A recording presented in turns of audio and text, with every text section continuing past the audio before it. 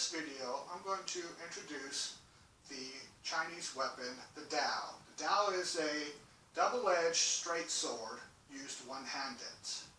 I'm going to be using my wooden Dao because the metal one reflects the light too much and it's harder to see.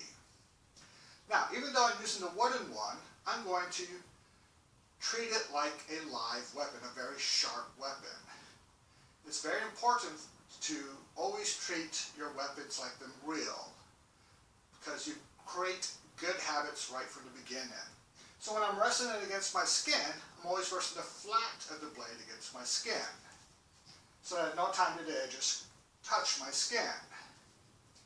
Now when I'm carrying the sword, when I'm not using it, I'm carrying it in my offhand, and I'm hooking it with my pinky, my ring finger, and my thumb on the guard.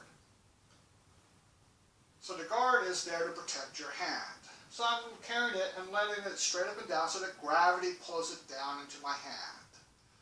My other two fingers are along the length of the handle. So when I'm carrying it in front like me, this is me displaying it, showing people what weapon I'm going to be using.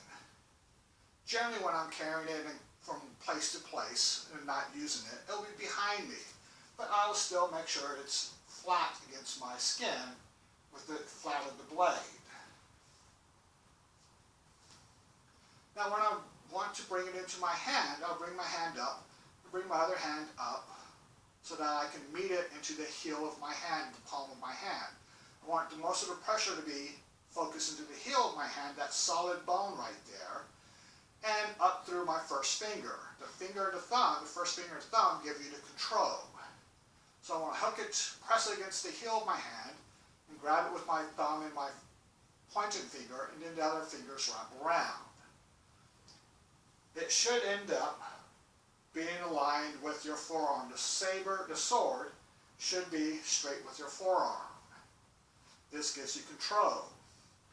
The weight of the sword will actually push the handle through leverage. As I push down here, the leverage will push it up into your palm, so it doesn't take as much energy to control and hold. Now, you want to have a firm grip on the sword.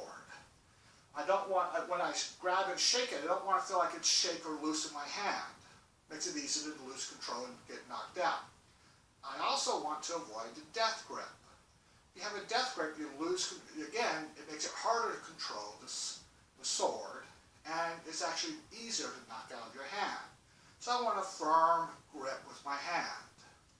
And I want to make sure the blade is aligned with my forearm and hooked into the heel of my hand. This is where the strength of the blade comes from.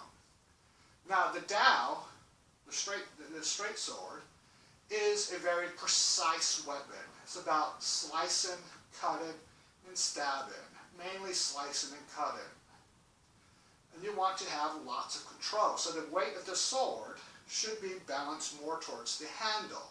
This gives you more control with your wrist, so that you can control it, flip it from your wrist joint, and control the tip from the wrist. Now when you're holding the sword, you want to feel the weight and the tip of the sword into your hand. So you want to feel the entire weight of your sword into your hand. That again gives you the control. And the tighter you hold it, the more you lose that connection through out the length of the sword. The looser you hold it, again you lose connection, control of the sword. So you want to have a firm grip. And make sure at all times it's lined up with your forearm. So that is the introduction to how you hold and the idea behind